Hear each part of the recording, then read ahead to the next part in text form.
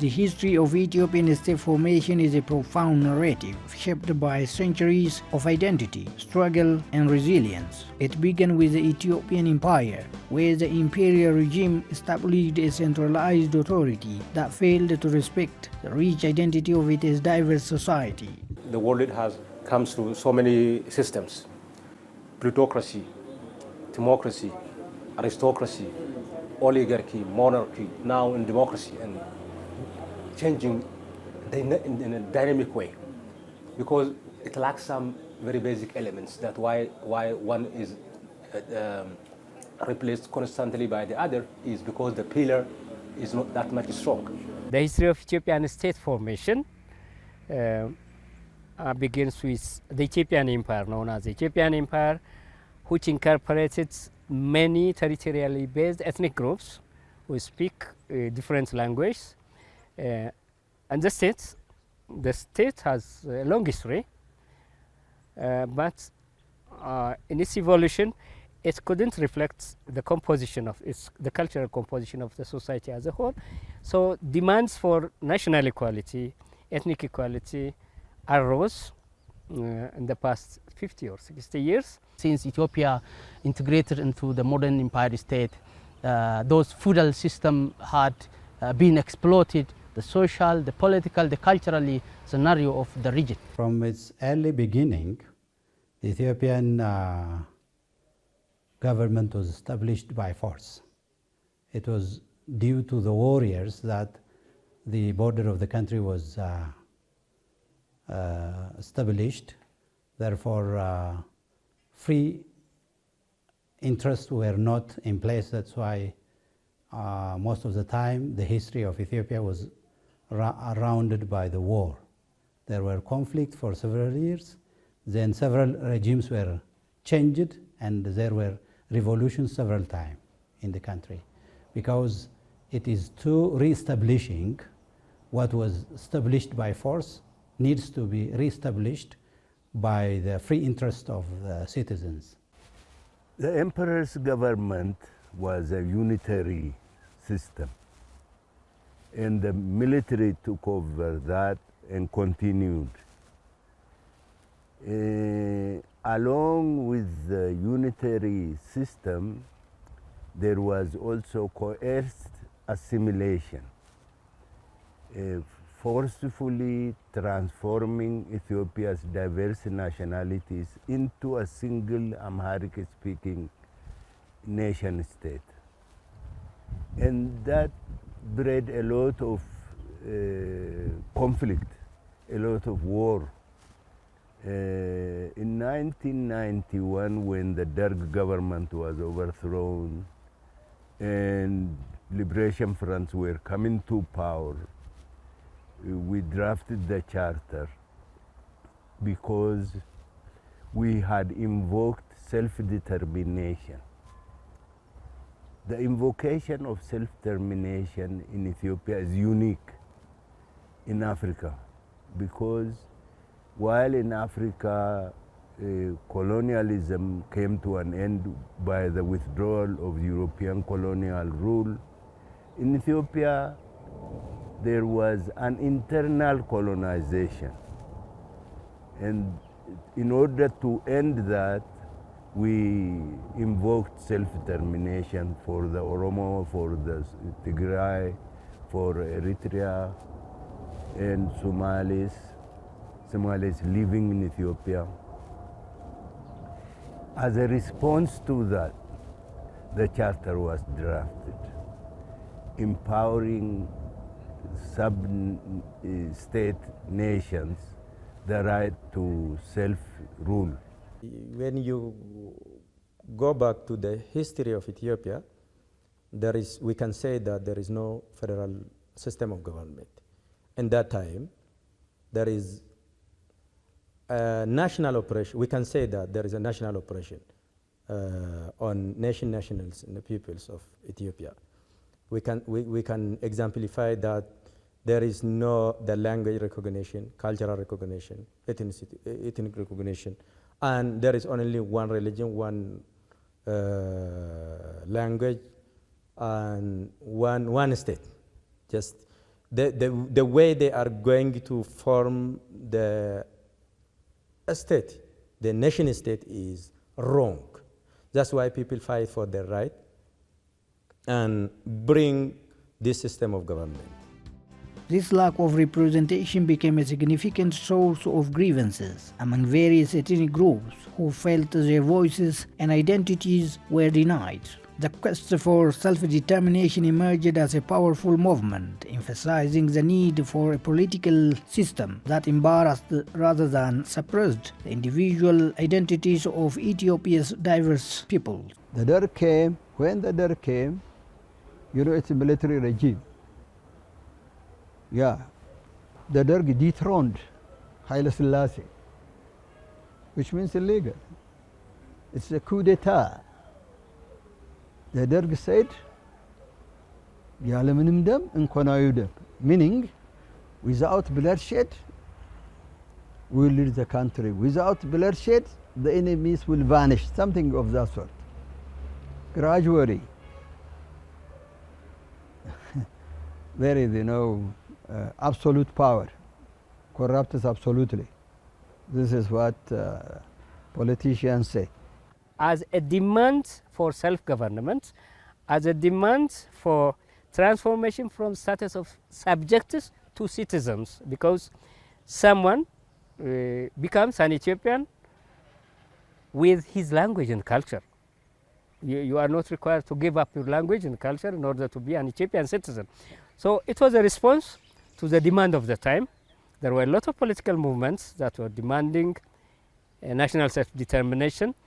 In order to accommodate those demands within an Ethiopian state, Ethiopia adopted the federal system, which is in operation today, which is in application today. The Derg regime came. It was also a coup d'etat performed by force. Then it was a military government. Whatever it said, it was unifying the country, but the citizens were not happy.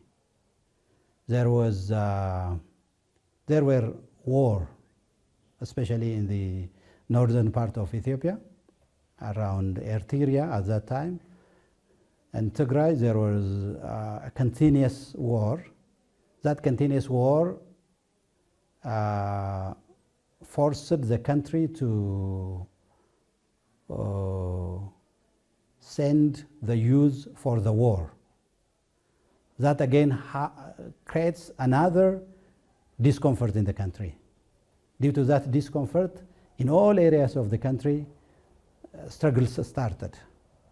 Then finally, the Derg regime was ended by the escaping of President Mengistu Haile Mariam. In this evolving landscape, the concept of Ethiopian identity began to shift dramatically. It became evident that one could be Ethiopian while still honoring their heritage and cultural background. This realization fostered the emergence of many political parties and movements, each advocating for the right to self-determination and a more representative governance structure. Now, Ethiopia's ethnic composition is a fact. And every political system, every state system has to accommodate that fact. Now that fact shouldn't be a cause for exclusiveness. I mean, one problem we are facing is how to balance the issue of national ethnic identity with Ethiopian identity, civic identity. In political science terms, we call civil identity and ethnic identity. Now, this contradiction had to be accommodated through the federal system, as we said, but psychologically we have to accept that we are Ethiopians. You know, it's a mark of our Ethiopianness that accommodates this diversity. Trying to make the unitary state work was accompanied by many misdeeds, crimes against disempowered nations. For example, Ethiopian identity. Ethiopian identity embraced the identity of one nation and completely overlooked the other the identities of other nations. Similarly, the history of this country became the history of one nation, and by overlooking the history of other nations. The call for federalism gained momentum, rooted in the belief that decentralized system could better reflect the country's diverse demographics. This growing momentum led to the adoption of federalism in Ethiopia, an approach designed to acknowledge and respect the country's ethnic diversity. Federalism was seen as a pathway to balance national unity with the autonomy of various nations and nationalities. The worry about unity, what kind of unity? There is unity by coercion, by force. What needs to be implemented is a consensual unity. And for that, there has to be liberty, equality, and fraternity. አንድ እንሁን፣ ግን አንድ አይነት ደግሞ አንሁን። ልዩ ልዩ ቋንቋ፣ ልዩ ልዩ እምነት Let's unite without losing our identity. Our differences, such as language, religion, and culture, shouldn't prevent us from coming together. These variations exist not just in our country, but everywhere else. Despite our differences, we can build a prosperous nation. We need to find common ground by bridging our diverse ideologies. Our differences should be seen as strengths, not as obstacle to our unity. Every ethnic group wants to see themselves in the country's offices. They want to see their representations, not only the House of Representation, but also in offices. One demand is that. The other is equity of property administration, the equity to use the property in their areas, equity in the country, equity of the property. And the third is democratic right. A democratic right is another thing. The reality in Ethiopia is this is not a uni-identity country. It's multi-identity country. We have multinational interests. In terms of culture, we have different identities. We have different needs of culture. We have also practices, cultural practices, and we have religious practices. So we are almost like diverse society.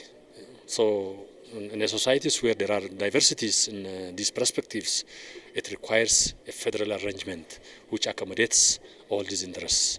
So that's why our federal system is called as multicultural federal structure. In order to accommodate this diversity, we have to create a civic culture that accepts Ethiopianness together with your ethnic identity. And there is also another divide in Ethiopian society, that's the generational divide.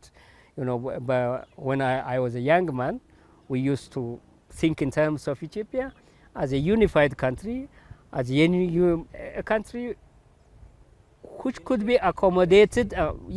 Unity was taken as antagonistic to diversity. Now we are saying unity in diversity.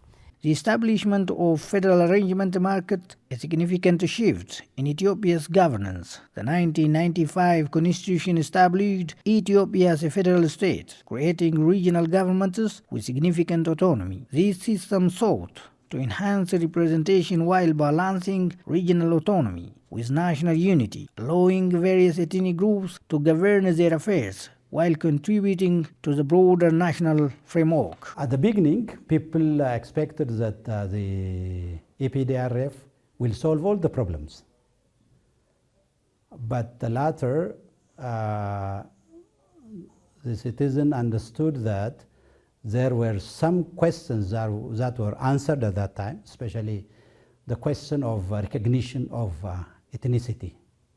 The language, the culture, were recognized. It was one success. And the regional governments were established based on the identity. Actually, the language was taken as the basic criteria to establish regional governments. In that language, there were cultural identification. Therefore, most of the citizens were happy at the beginning, but later problems started to happen. The major problem was not all the ethnic groups were given equal recognition. Federalism is very important political structure, especially such like Ethiopia, people who are living many nations or many ethnic groups. As we know, Ethiopia is a home of polity in this region, in the Horn of Africa. So more than 80 nationalities and peoples are live together under one the political economy. So such a kind of variety kind of ethnic groups arranging that federal structure to manage different interest conflict. I believe any attempt to undo the multinational federation will ultimately undo Ethiopia. I think we have achieved an irreversible solution to the issue of self-determination. Self-determination to be satisfied by self-government.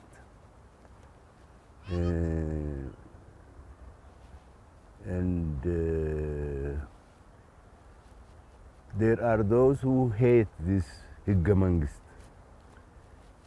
There are those who are committed to it. There are those who really believe that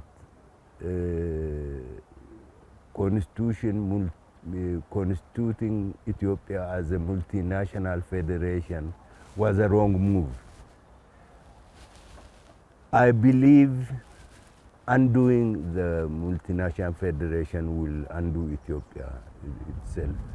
When EPRDF came, everybody accepted the EPRDF jubilantly. It was a jubilation to all of us. Yeah, it was a jubilation. We were happy. We thought things are going to get better. For a year, something like that, of course, things were good, even better. Gradually, the real nature of EPRDF came to the sea. However, the journey of federalism in Ethiopia has faced many challenges. The media landscape encountered significant restrictions on freedom of expression, which limited open discourse and suppressed dissenting voices. Political tensions escalated as many opposition figures fled the country due to persecution and violence, complicating efforts for national reconciliation. Ethnic tensions, political arrests, perceptions of centralized powers that marginalized certain groups contributed to a volatile environment, often leading to conflict. The four major parties, the South Nation and the Nationalities, there were several, about 56 ethnic groups there. Only few of them were represented. Due to that, another struggle started, especially even among the four, OPDO was one, which was representing a party from Oromia regional state. The strong resistance started from Oromia and then to other regions like Amhara, and it was disseminated to Somali with allies, Afar. Then it demands to change the government. Properly, Ethiopia is a multinational federation. Ethnic, the word ethnic has many meanings depending on the context in which it is used. But a nation is much clearer. Ethiopia is composed of many nations, not ethnic group. The Oromo, for example, is not an ethnic group. it is a nation and it is entitled to self-government. In order to allow that self-government, a multinational federation is put in place. The political climate intensified further in 2016 when widespread protests erupted across the country, primarily among the Oromo population, who demanded recognition and rights. The political landscape shifted dramatically in 2018 when Prime Minister Abiy Ahmed took office amid these widespread protests. His administration initiated significant reforms aimed at promoting democracy and inclusivity, including lifting bans on opposition parties, releasing political prisoners, and facilitating dialogue among various stakeholders. This federalism has to be real. Federalism is self-rule, shared rule. Both are necessary.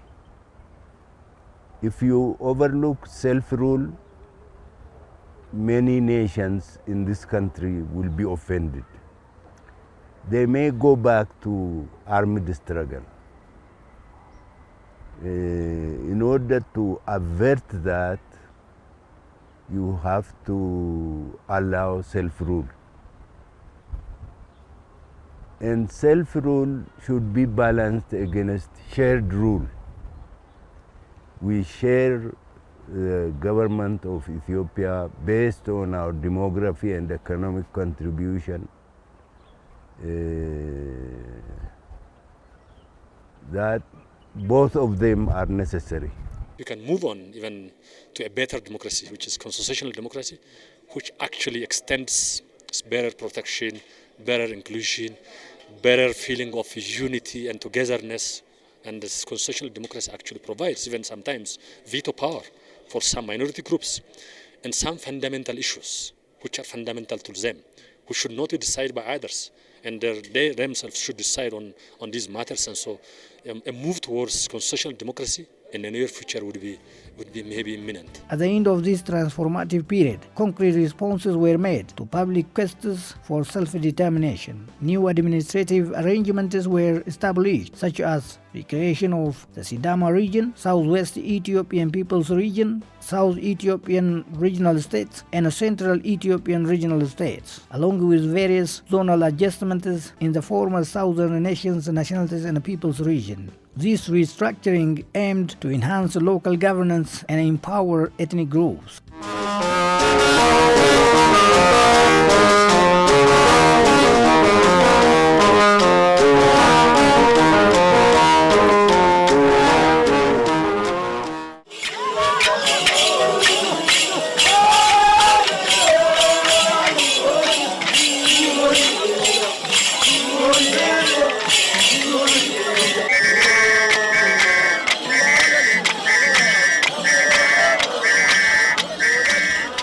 Additionally, the revisited budget allocation metrics for all regional states and city administrations were implemented to ensure fairness in resource distribution, addressing long-standing grievances among various ethnic groups. A crucial aspect of this renewed focus on inclusivity is the celebration of Ethiopian Nations, Nationalities, and Peoples Day, celebrated annually on December 8. This day serves as a powerful reminder of the rich diversity and cultural heritage that defines Ethiopia. The first thing is that you recognize the diversity, you demonstrate the diversity, it is visual, you get introduced to each other, you tolerate each other, and it's a very good avenue for promoting the image of diversity. Ethiopian federalism, I think it is the improving federalism, the improving right from time to time, the improving federalism. That's why recently in this reform, we have newly born regions, still baby regions. There are also maybe the baby regions that are not yet to born, because this federalism is not yet complete. ፍጹም ልዩ ነኝ ልነጠል ትክክል አይደለም ፍጹም አንድ ነን ከኔ ውጭ መልክ የለህም ትክክል አይደለም። Nationalism can yield both positive and negative outcomes. Positive nationalism fosters peace, democracy, social change, and respect for diverse identities, while also combating poverty and slavery. Conversely, negative nationalism can lead to extremism, emotional exclusion, and a sense of superiority that pushes others away. It's essential to recognize this dual aspect to negative nationalism in the constructive manner. እጣ ፋንታችን የሁላችንም አንድ ላይ የተገመደ ነው። ስለዚህ ትናንሽ የሚገጥሙንን ፈተናዎች በዛ እጃችን ሳንሰጥ Our fates are interconnected, so we shouldn't bow to the minor obstacles that seek to divide us. We must unite to shape our future. The power to determine our destiny lies in our hands, and we need to work hard today to secure the prosperity of our country. By strengthening our unity, brotherhood, and liberty, we can ensure a brighter future for Ethiopia. In the past, we were not recognized as citizens, but now we take pride in our unity with fellow Ethiopians. It is essential that we sustain this sense of togetherness moving forward.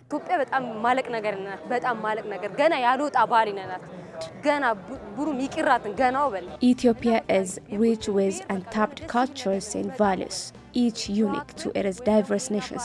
I have encountered many fascinating aspects of Ethiopian culture that are truly attractive. This richness deserves to be celebrated and shared with the world. The mandate of hosting the Nations, Nationalities and Peoples Day among Ethiopian states rotates on a yearly basis, as it has its own significance. Host regions benefit from the budget allocated for the celebration, allowing them to build infrastructure, including stadiums, and promote themselves. For instance, Arbaminch town in the south has taken the opportunity to host this year's Nations, Nationalities and Peoples Day, celebrating its cultural heritage and development. Government should recognize this festival or this holiday as a national holiday. And there should be festival for a range of times, not simply one day. It should be changed into economy.